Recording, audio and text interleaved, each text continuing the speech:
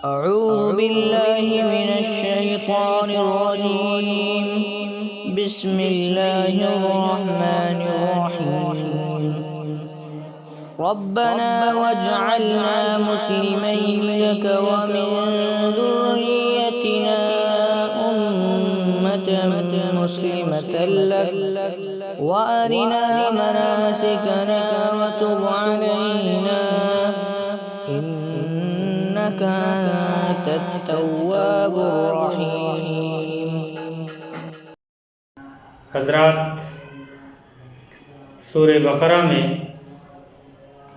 حضرت ابراہیم اور اسماعیل علیہم السلام کی دعائیں جو انہوں نے خانہ کعبہ کی دیواروں کو بلند کرتے ہوئے کی تھیں،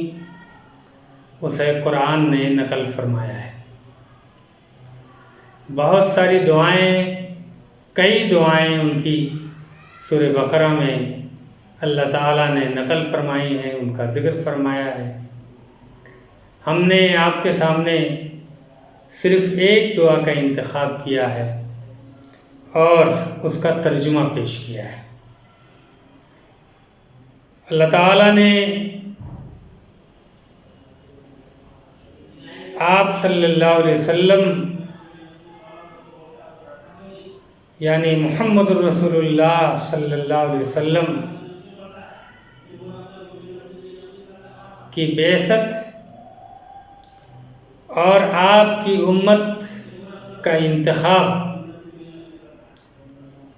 یہ دراصل حضرت ابراہیم علیہ السلام کی دعا کا نتیجہ ہے. حضرت ابراہیم علیہ السلام نے یہ دعا جہاں اپنی ذات کے لیے بھی مانگی، وہیں اپنی امت کے لیے بھی مانگی اور اپنی امت میں ایک ایسے گروہ کے لیے مانگی جو گروہ اللہ کا مطیع فرمان ہو. اور یہ دعا کرتے ہوئے اپنے لیے اور اپنی اس امت کے لیے عبادت کے طریقے سکھانے اور بتانے کی بھی درخواست فرمائی اور یہ بات بھی کہی کہ اللہ، ہم سے بھول چوک بھی ہو رہی ہے، آپ ہماری کمزوریوں کو معاف کرنے والے، درگزر فرمانے والے ہیں. آپ ہماری توبہ کو قبول فرما لیجئے اور ہمیں معاف کر دیجئے. بے شک آپ کی صفت یہ ہے کہ آپ بہت زیادہ توبہ قبول کرنے والے، معاف فرمانے والے اور انسانوں پر رحم فرمانے والے. اس دعا میں جیسا کہ میں نے عرض کیا کہ ابراہیم نے اپنے اور اپنے صاحبزادے کے لیے یہ دعا فرمائی کہ اللہ، ہم آپ ہی کے مطیع فرمان ہوں، ہمیں اپنا فرما بردار بندہ بنا لیجیے. ہماری زندگی میں کہیں نافرمانی، حکم عدولی یا آپ کی ہدایت اور رہنمائی سے ادنا بھی دوری زندگی میں آنے نہ پائے. ہم اور ہماری پہچان اس طرح سے ہو کہ ہم آپ کے فرما بردار بندے ہیں. یہ دعا حضرت ابراہیم علیہ السلام نے اس وقت کی تھی جب وہ مرکز توحید کی تعمیر اللہ کے حکم سے کر رہے تھے. یہ مرکز اور اس کی دیواریں تیار ہو رہی تھیں اور اس تیاری کے مرحلے میں دیواروں کو بلند کرتے ہوئے اللہ کی اطاعت اور فرما برداری کرتے ہوئے جو دعائیں کی ہیں، ان دعاؤں میں سے ایک اہم دعا یہ بھی ہے. دوسری بات جو آپ نے وہاں فرمائی وہ یہ کہ وَمِن ذُرِّيَّتِنَا أُمَّةً مُسْلِمَةً لَكَ، اور ہماری نسل سے ایک ایسی امت کو اٹھا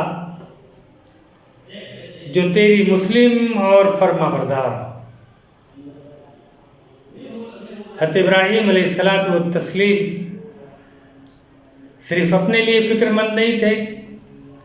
بلکہ اپنی آنے والی نسلوں کے لیے فکر مند تھے، اور ان کو بھی آپ نے اس اہم موقع پر یاد رکھا اور ان کے لیے دعا کی۔ حضرت ابراہیم نے اس امت کو، جسے امت مسلمہ کہتے ہیں، اس کے لیے فرما بردار امت، اللہ کے احکامات اور اس کی ہدایات کو پر عمل کرنے والی امت، ایسی امت ہماری نسل سے پیدا فرما۔ حضرت ابراہیم علیہ الصلاۃ والتسلیم یہ دیکھ رہے تھے کہ اس چٹیل میدان میں جہاں انسانوں کی ابھی آبادی نہیں ہے، وہاں اللہ کا گھر آباد ہو رہا ہے۔ اس کا مطلب یہ ہے کہ اللہ کوئی بہت بڑا منصوبہ رکھتا ہے، اور حضرت اسماعیل علیہ السلام کے ذریعے یہاں پر ایک امت پروان چڑھے گی جو اس گھر کی محافظ ہوگی اور توحید کی علم بردار ہوگی۔ چنانچہ انہوں نے جو الفاظ استعمال فرمائے، امتم مسلمۃ لک، ایسا گروہ، ایسی امت جو سر تسلیم خم کر دینے والی امت ہو، اس کے لیے آپ نے دعا فرمائی۔ اور پھر آپ نے اپنے لیے اور اس امت کے لیے، سب کے لیے یہ دعا فرمائی کہ اے ہمارے پالنہار، ہمیں اپنی عبادت کے طریقے دکھا دے، سمجھا دے، بتا دے، ہم تیری بندگی اور تیری اطاعت کیسے کریں، تیرے احکامات پر عمل کیسے کریں، یہ تمام چیزیں ہمیں اے اللہ تو سکھا دے، تاکہ ہم ٹھیک ٹھیک تیری ہدایت کو اختیار کر سکیں، تیرے منشا کو پورا کر سکیں۔ اے اللہ، اس لیے ہمیں تو مناسک کے طریقے سمجھا دے، بتا دے، اور ہم یہ کام کریں گے، کرتے رہیں گے، اس کی کوشش کریں گے اسی احساس و شعور کے ساتھ جیسا آپ کا حکم ہے۔ پھر بھی ہم سے غلطیاں ہو رہی ہیں اور ہوں گی، اس بھول چوک کو آپ پیشگی معاف فرما دیجئے، اور آپ کی صفت ہی یہ ہے کہ آپ بہت زیادہ توبہ کو قبول کرنے والے اور معاف فرمانے والے۔ حضرات، اللہ تعالیٰ نے آپ کی دعا کو شرف قبولیت بخشا اور محمد رسول اللہ صلی اللہ علیہ وسلم کی قیادت میں اس امت کو برپا کیا۔ یہ امت وجود میں آئی محمد رسول اللہ صلی اللہ علیہ وسلم کی سرپرستی میں۔ دونوں دعائیں حضرت محمد رسول اللہ صلی اللہ علیہ وسلم کے لیے بھی دعا حضرت ابراہیم نے فرمائی تھی، اور وہ دعا بھی قبول ہوئی، اور اپنی ہی نسل سے ایک فرما بردار امت کی دعا کی تھی، وہ امت بھی محمد رسول اللہ صلی اللہ علیہ وسلم کی قیادت میں برپا ہوئی، پروان چڑھی، اور اس نے وہ کارہائے نمایاں انجام دیے اور دے رہی ہے جو اللہ تعالیٰ اس سے چاہتا تھا۔ ہوئی پہلوئے آمینہ سے ہویدہ، دعائے خلیل اور نوید مسیحا۔ حضرات، محمد رسول اللہ صلی اللہ علیہ وسلم پر نبوت کا سلسلہ ختم ہو گیا، نبوت آپ پر ختم کر دی گئی، اور اب یہ کام ہم سب لوگوں کو مل کر کے کرنا ہے، جس کا نام امت مسلمہ ہے۔ آپ صلی اللہ علیہ وسلم کے بعد ہم اس بات کو اچھی طرح جانتے ہیں کہ اب کوئی نبی اور رسول آنے والا نہیں ہے، اور یہ ذمہ داری حق کو پہنچانے کی، منکرات سے روکنے کی، یہ اب اس امت مسلمہ کی ہے۔ یہ امت دراصل حضرت ابراہیم علیہ الصلاۃ والتسلیم کی دعا کا ظہور ہے، اس کا نتیجہ ہے۔ حضرت ابراہیم علیہ السلام کی دعا اللہ تعالیٰ نے قبول فرمائی، نہ صرف دعا بلکہ وہ تمام دعائیں جن کا سورہ بقرہ میں تفصیل کے ساتھ ذکر ہے، اللہ تعالیٰ نے اسے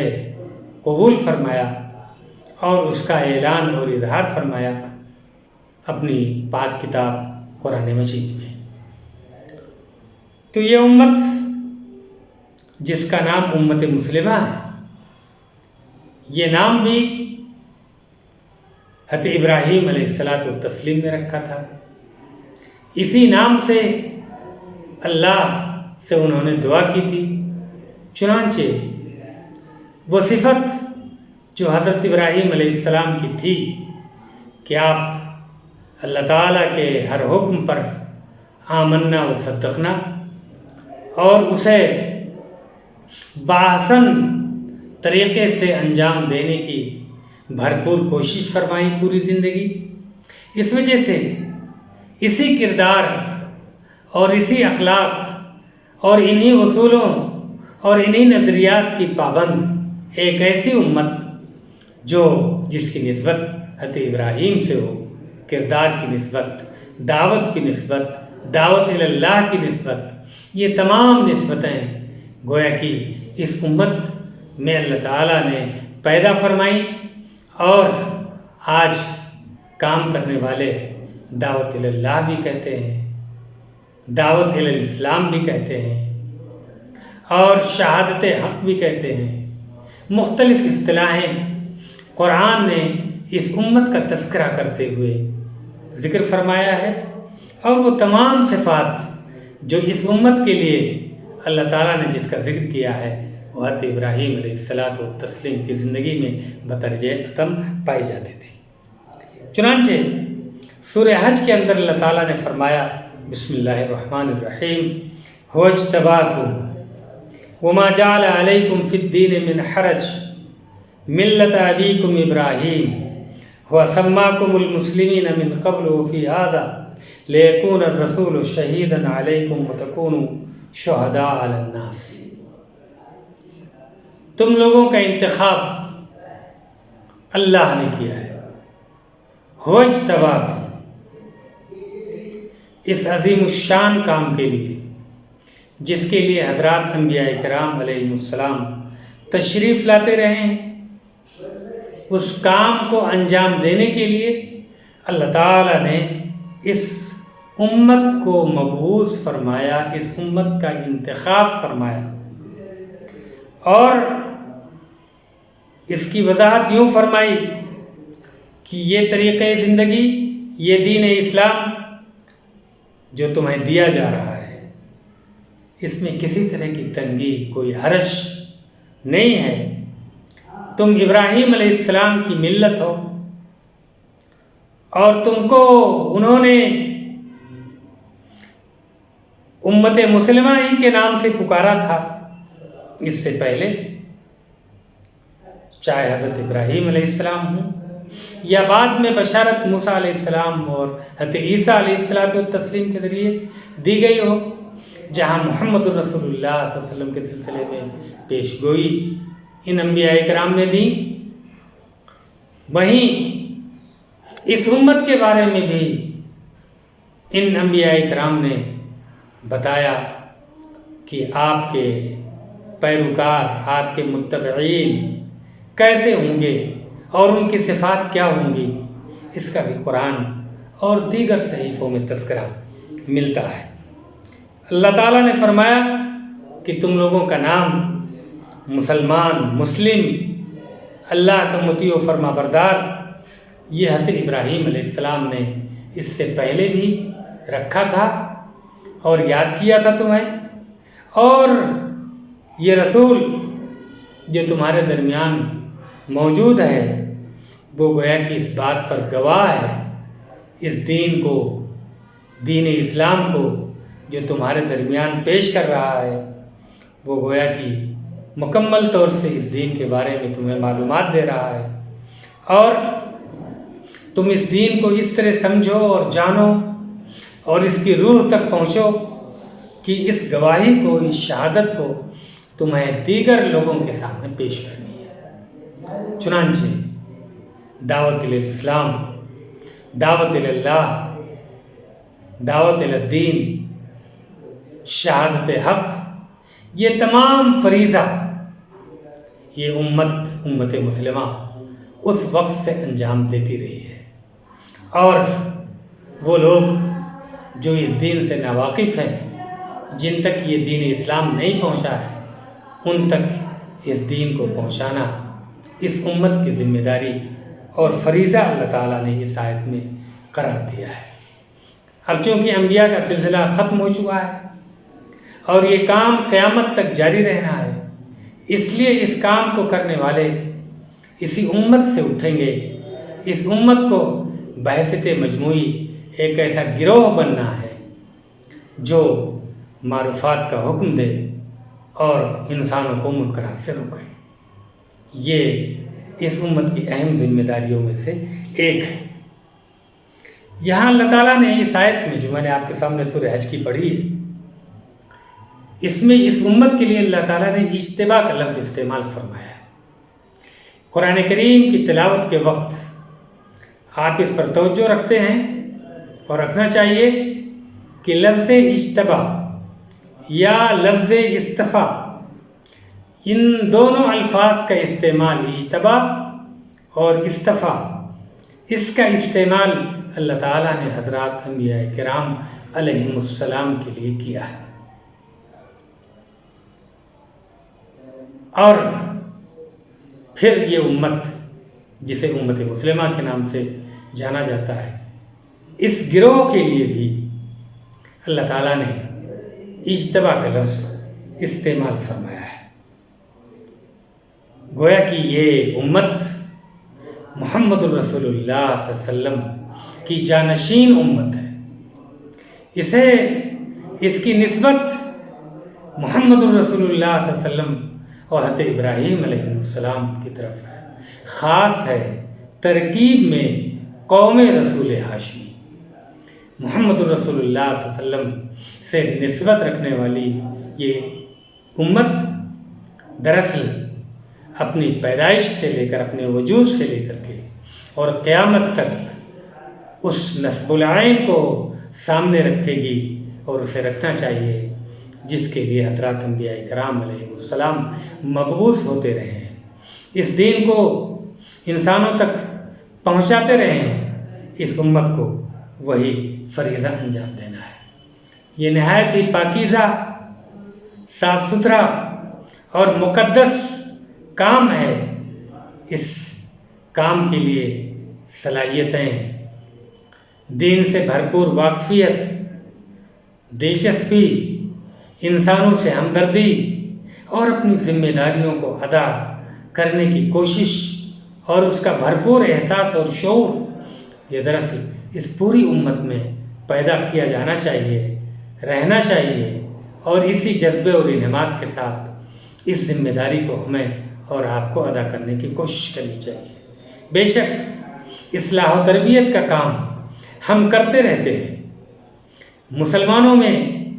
ہم جو کلمہ گو ہیں، ان میں جو کمیاں ہیں، جو خرابیاں ہیں،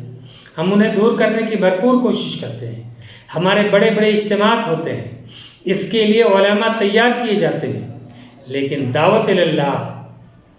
دعوت الاسلام، انسانوں کو اس دین حق کی طرف، اس نجات دہندہ دین کی طرف بلانے کے لیے جو صلاحیتیں، جو طریقہ کار، جو دلچسپی ادیان باطلہ سے جو آگاہی، مختلف زبانوں کا علوم کا حصول اور اس طرح کی چیزیں جو ہمیں حاصل کرنی چاہیے، اور پھر